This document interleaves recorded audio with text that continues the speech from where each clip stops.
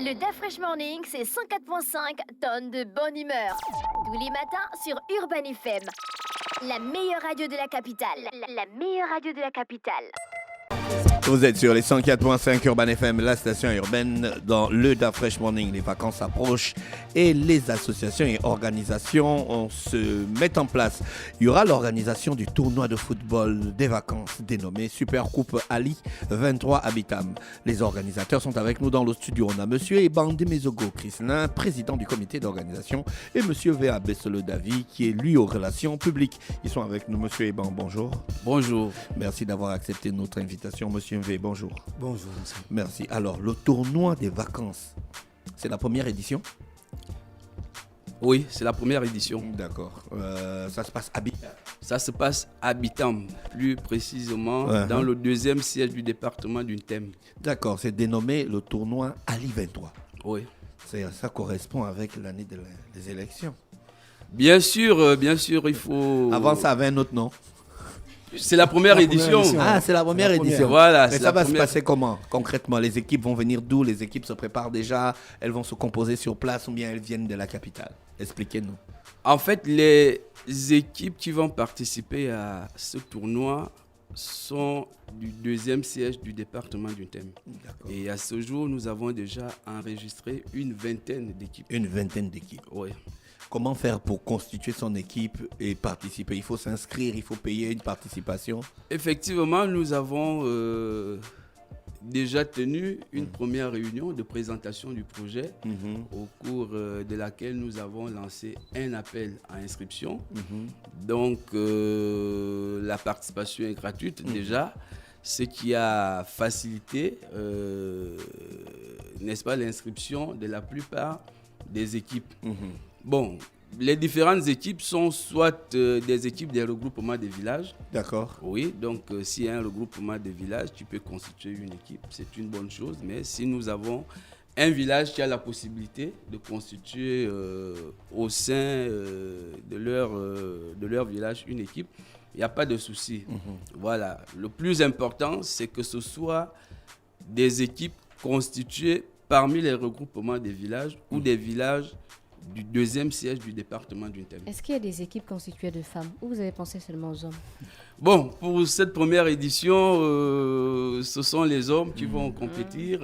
Nous projetons à l'avenir, effectivement, d'associer à ce tournoi une manifestation à caractère féminin, puisqu'aujourd'hui, on ne peut pas écarter les femmes. Oui. C'est une démarche commune que nous envisageons de nos jours. Donc, il faut associer à toutes les activités la gente féminine. Voilà. Donc, mais pour cette première édition, ce seront les hommes. Et peut-être à l'avenir, aux prochaines éditions, nous allons effectivement nous organiser de telle sorte que les femmes également puissent participer à cette super coupe Ali 23. Le tournoi va se dérouler où? Dans la ville de Bitam ou bien dans les regroupements? Vous avez un stade? Le tournoi va se dérouler. Jouer à Gaston Péril. Le tournoi va se dérouler dans le deuxième siège du département d'Untem. Et à ce titre, nous avons sélectionné 4 sites, donc 4 stades. Oui. Il y aura le stade de Meyokie, il y aura le stade d'Akamsi, le stade de Mamenine et le stade de Satop. Est-ce que les stades-là sont aux standards internationaux ou bien c'est les stades du village? Non, effectivement. Les dimensions quand même. Je n'ai pas demandé des tribunes de luxe ou bien des écrans LED, mais des dimensions quand même. Effectivement, nous avons pensé à cet aspect-là. Et dans le cadre de notre feuille de route, nous avons prévu une mission de prospection qui va nous permettre justement d'aménager des stades et essayer plus ou moins de les mettre aux normes. D'accord. Voilà. À ce niveau, vous avez dit que vous avez déjà 20 équipes inscrites. Vous attendez combien d'équipes? Bon, en réalité, nous attendions 16 équipes. 16, et vous en avez déjà 20. Et nous en avons déjà 20, puisque nous voulons constituer 4 poules qui correspondent effectivement C'était ma prochaine question, aux différents sites que nous avons sélectionnés. Donc, nous avons 4 stades. D'accord. Mais nous avons déjà une vingtaine d'équipes enregistrées. Et au moment venu, puisque nous ne pouvons pas, dès le départ, limiter pour ne pas donner l'impression que nous avons fermé la participation à une équipe quelconque. Donc, nous enregistrons toutes les équipes pour le moment et puis au moment venu, nous allons trouver le moyen de les intégrer. Vous avez dit qu'il y a 4 sites, c'est ça? Donc, il y a certains matchs qui vont se dérouler en même temps. Bon, il y a les matchs de poule.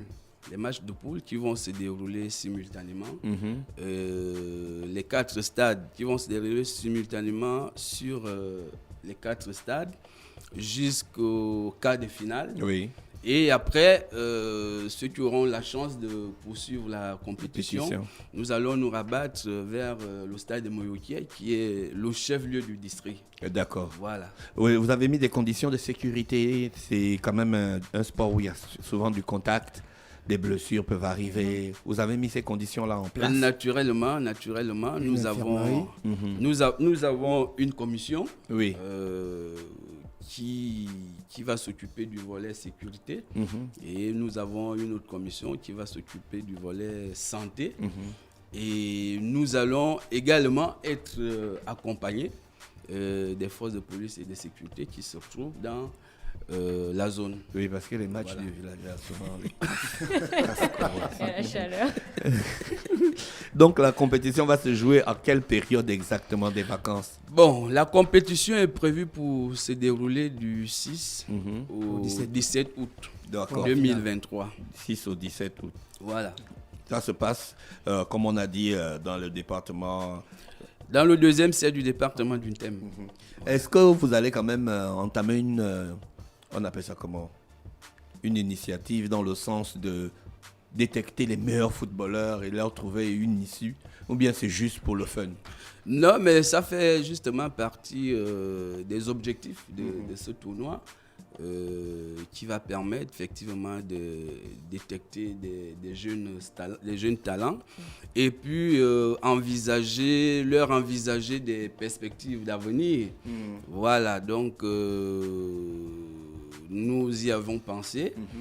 C'est vrai que l'ambition de ce tournoi est d'abord de rassembler la jeunesse bitamoise autour d'un certain nombre de valeurs, donc les valeurs de rassemblement, d'unité, de solidarité, de paix, de réconciliation autour du sport.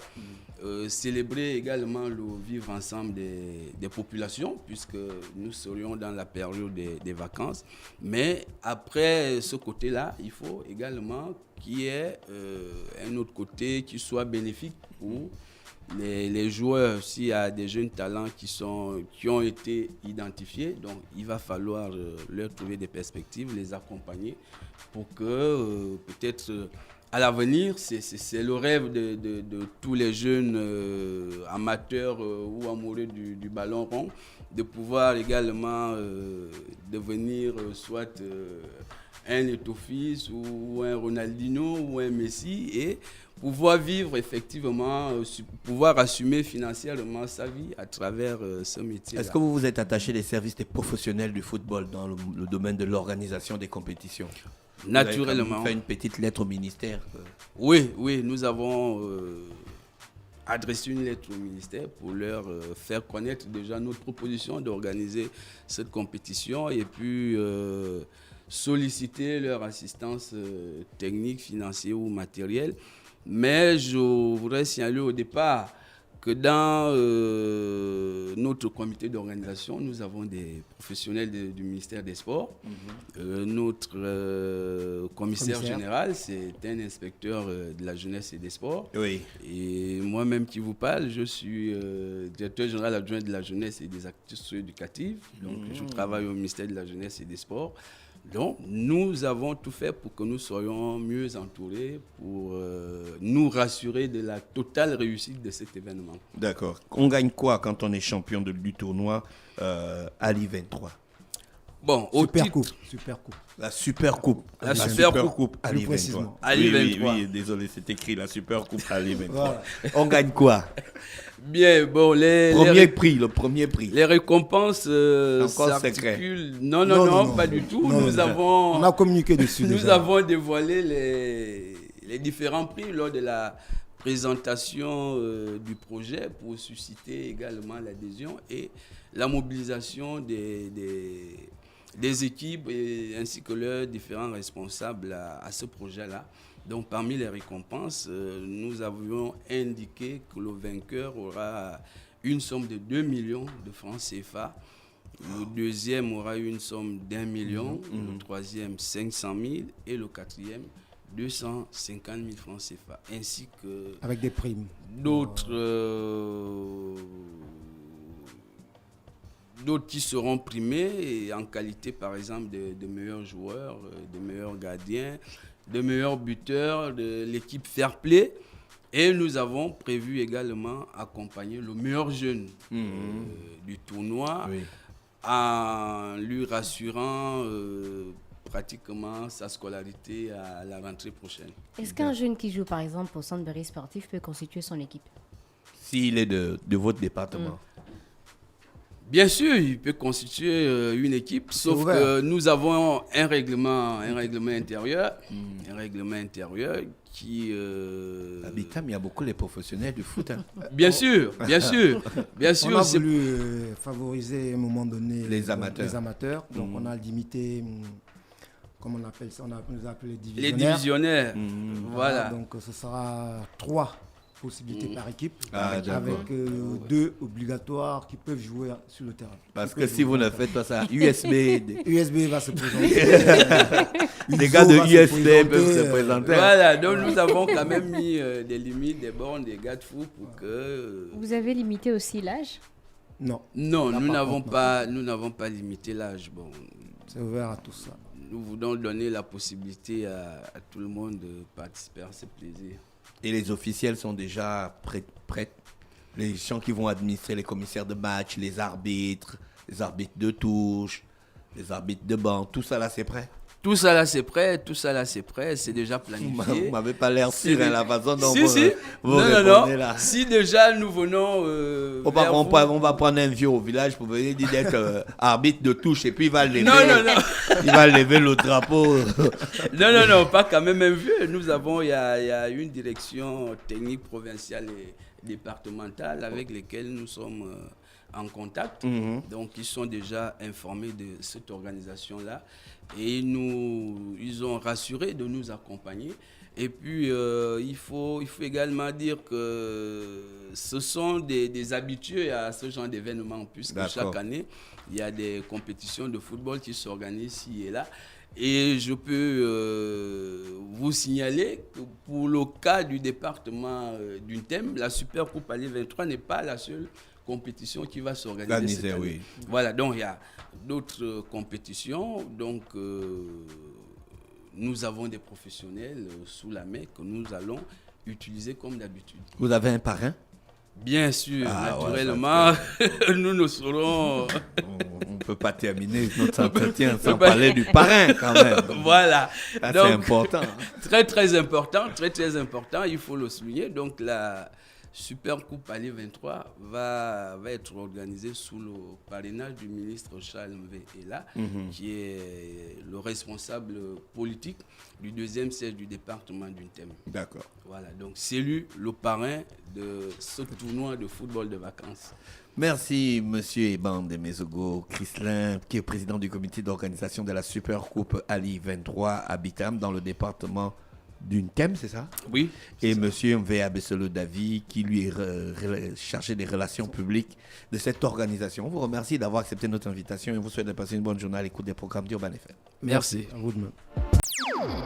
Le Da Fresh Morning, c'est 104.5 tonnes de bonne humeur.